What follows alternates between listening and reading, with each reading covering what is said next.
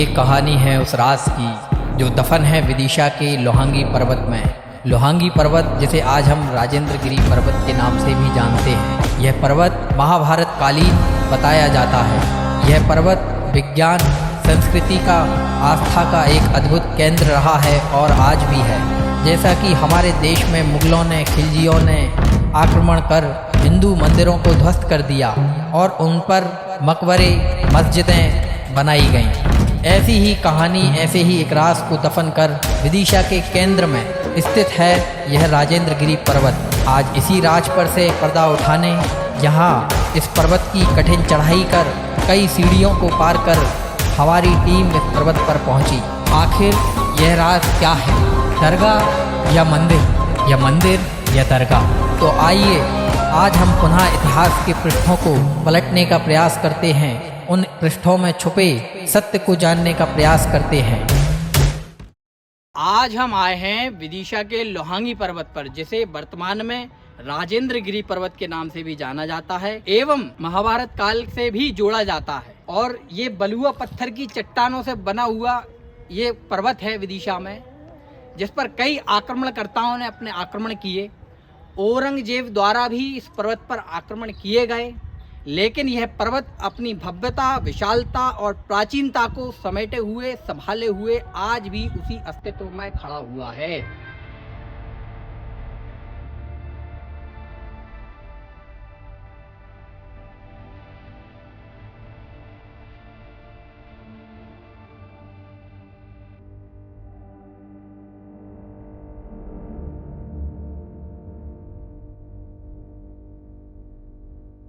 वहीं एक और मान्यता है कि इस पर्वत पर गुरु पूर्णिमा के दिन यहाँ वायु परीक्षण किया जाता था, जिससे एक अच्छी बारिश का अनुमान भी लगाया जाता था। और वहीं इस पर्वत पर कई वर्षों पुराने दो मंदिर भी हुआ करते थे। अन्नपूर्णा माता मंदिर हुआ करता था जो यहाँ पे है, इसके अंदर माता विराजमान है। हम इसके अंदर भी जाकर बताएंगे आपको। और एक इसके सामने बिल्कुल समक्ष एक शिव मंदिर हुआ करता था, लेकिन शिव मंदिर बिल्कुल भी अस्तित्व में नहीं रहा। शिव मंदिर बिल्कुल भी नहीं दिखता है, बिल्कुल नजर नहीं आता है। केवल दिखता है तो केवल चबूतरे पर विराजमान ये भोलेनाथ जी की शिवलिंग नजर आती है। आखिर मंदिर गया कहाँ?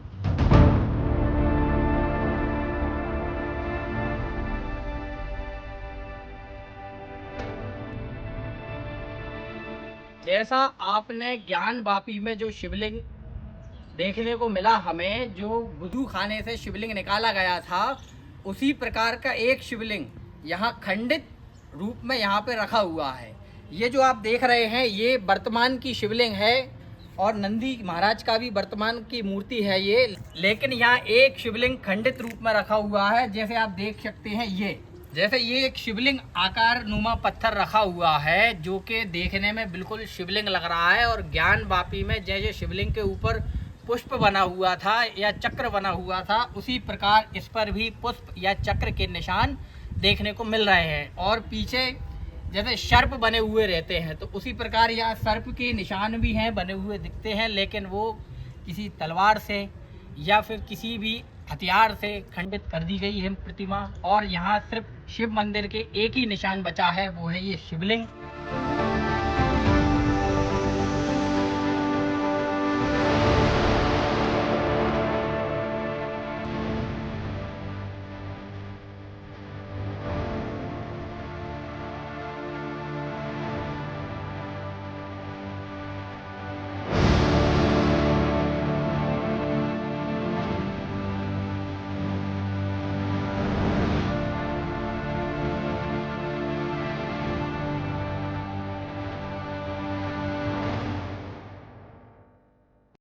सर्च करने पर भी बताया जाता है कि लोहांगी पर अन्नपूर्णा माता के साथ साथ एक और मंदिर हुआ करता था, शिव मंदिर, जिसमें दरगाह का जिक्र बिल्कुल भी नहीं है। दरगाह का जिक्र पाया जाता है सिर्फ 1957 से, जब महमूद खिलजी लोहांगी आया और यहाँ पर एक दरगाह का निर्माण किया। लेकिन उसके पहले यहाँ क्या था? जैसा आप मेरे पीछे देख सकते हैं कि इस मंदिर पर जो अन्नपूर्णा माता का मंदिर है, इस पर भी ये एक विशाल मंदिर हुआ करता था, जिसको काफ़ी पीछे तक ये मंदिर हुआ करता था। लेकिन इसके ऊपर आज कोई भी ढांचा, कोई भी मंदिर के निशान नहीं है, केवल ये एक कमरे में तक सीमित रह गया है। तो सवाल ये है कि क्या इसी मंदिर की पत्थरों से दरगाह बनाई गई?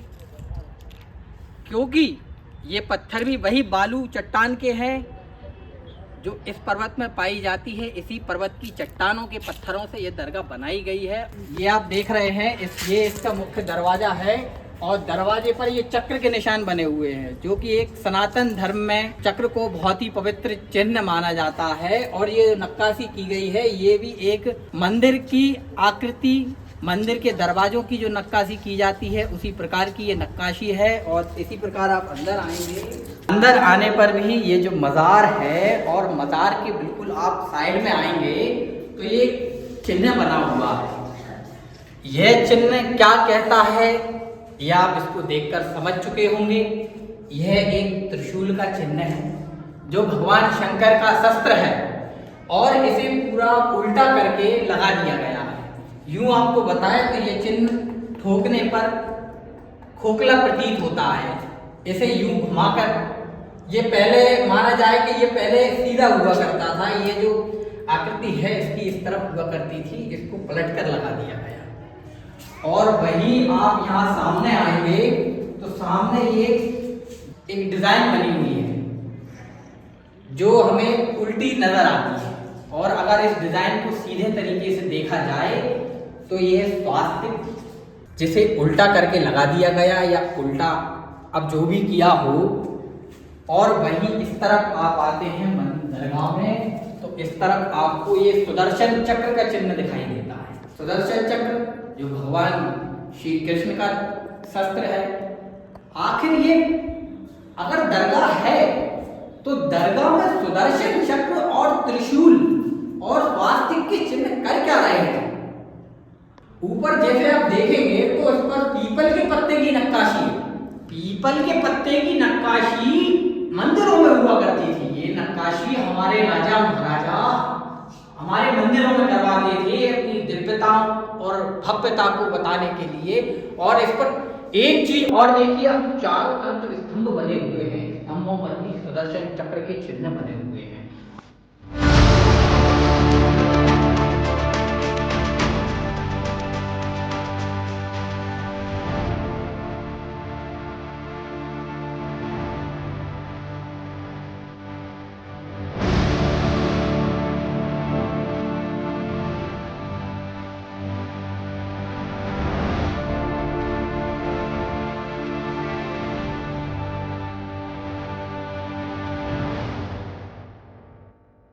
ये कहानी बड़ी अजीब है या फिर वही घटनाएं हैं कि मुगलों ने, खिलजियों ने आक्रमण किए, हमारे मंदिरों को ध्वस्त किए और मज़ारें बना दी गई मंदिरों को तोड़कर।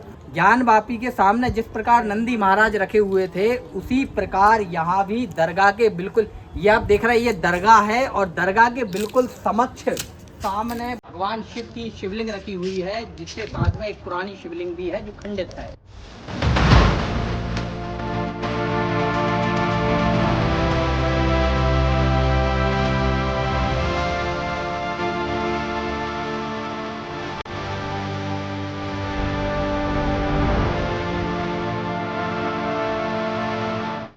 वहीं हम आपको लेके चल रहे हैं यहाँ के पहले मंदिर, जो कि माता अन्नपूर्णा देवी का मंदिर है।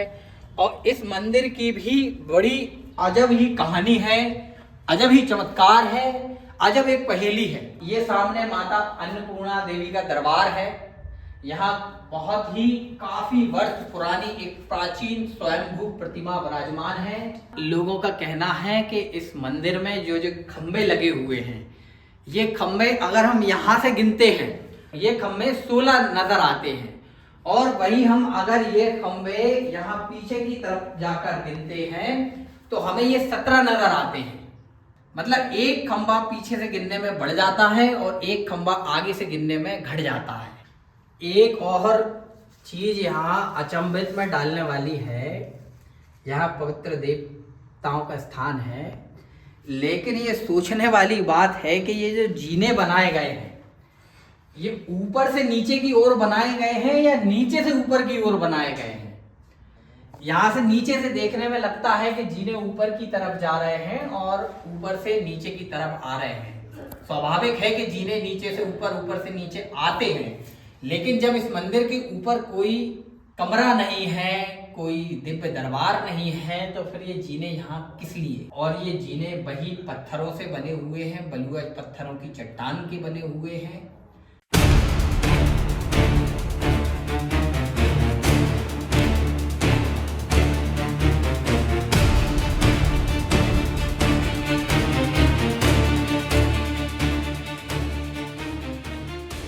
ये जो आप देख रहे हैं, ये स्थानीय लोगों द्वारा बताया जाता है कि ये घोड़े बांधने का अस्तबल हुआ करता था, लेकिन ये एक और इसके साथ कहानी जुड़ती है कि ये एक प्रयोगशाला भी हुआ करती थी।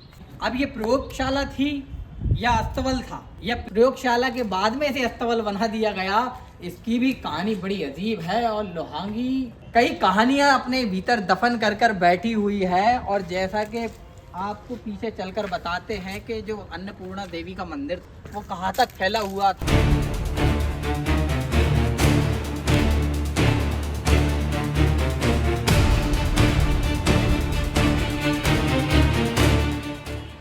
जैसा आप मेरे पीछे एक शहर का, विदिशा का नज़ारा देख रहे हैं, मैं बताना चाहता हूं कि इस पर्वत से केवल विदिशा ही नहीं, उदयगिरी, सांची और रायसेन भी नजर आता है।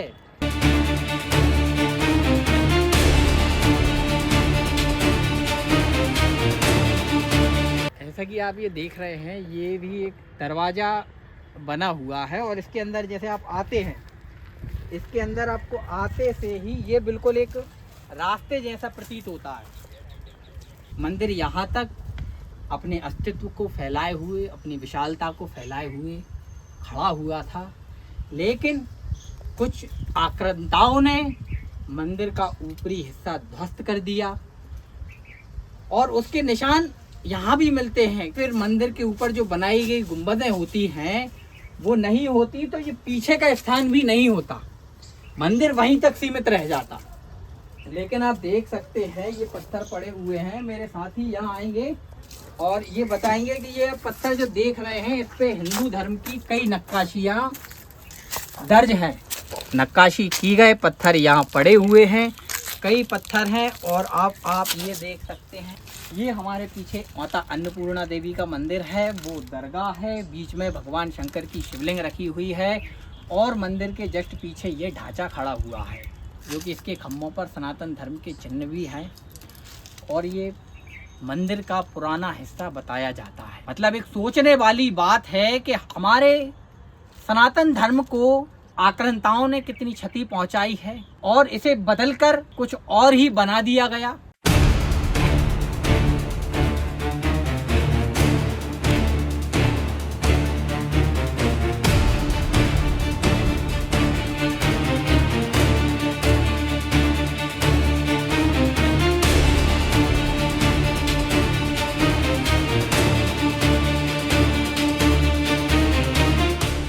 ये प्रवेश द्वार भी देखने को मिला है, जो कि मंदिर के पीछे वाले रास्ते को जा रहा है। इससे ये सिद्ध होता है कि यह द्वार मंदिर के पीछे की ओर जाने वाला मार्ग था।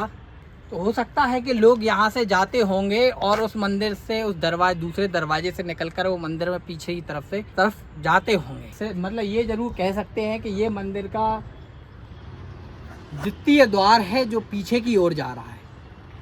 अब जाहिर सी बात है कि पीछे की ओर लोग नज़ारा देखने तो जाते नहीं होंगे उस समय। अभी हम स्थित हैं लोहांगी पर्वत पर, जिसे राजेंद्र गिरी पर्वत भी कहते हैं। और वहीं ये एक प्राचीन कुआं है जिसे बावड़ी भी कहा जाता था, और इसका भी एक अपना ही अलग रहस्य है। जो आप मिट्टी की पुराई इसमें आप दिखा सकते हैं, जो मिट्टी की पुराई है उसे मिट्टी से पूर दिया गया है। कहते हैं कि एक समय पहले ये यहाँ के कई क्षेत्र की प्यास बुझाने का काम करता था।